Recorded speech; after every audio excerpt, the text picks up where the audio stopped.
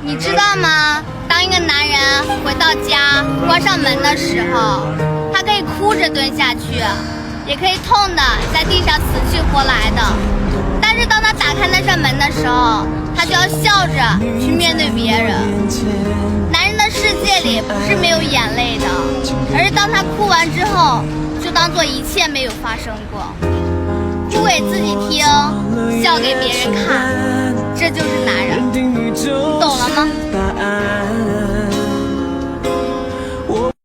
你问一个男生有多爱你，其实他自己也不知道，但是他知道的是，他宁愿和你吵架，也不会去爱别人。还是到不来的天，是他唯一的泪点。如果说你发现一个男生特别黏着你，一刻都不想离开你，那说明他是真的很爱你。他会每天告诉你他在干什么，他会每天给你发信息。但是你要知道，一个人主动久了都是会累的。希望你抽空啊，多看看他，多陪陪他，问问他累不累。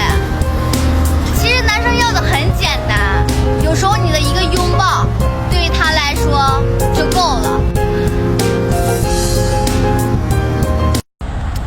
如果说一个男生肯为你花钱，不管你们是什么关系，都应该去珍惜他，因为钱对任何人来说都是不够用的。他为你花钱，不是代表他有钱，或者他很傻，而是在那一刻吧，他觉得你比钱更重要。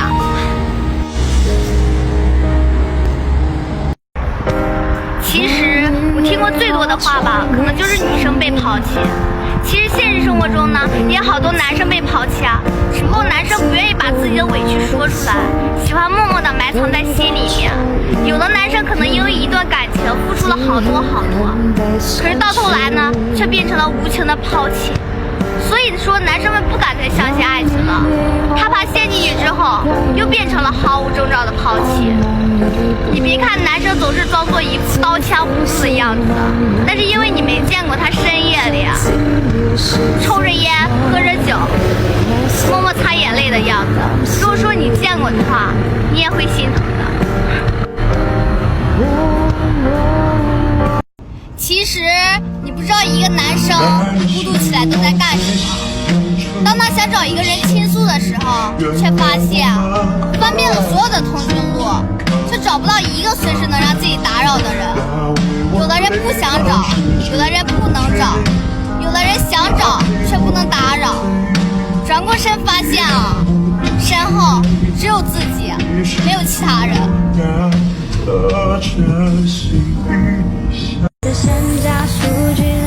悄悄告诉你们一个秘密，当一个男人嘴里面反复出现一个女人的名字时，无论是夸她还是嘲笑她，潜台词都是我爱她。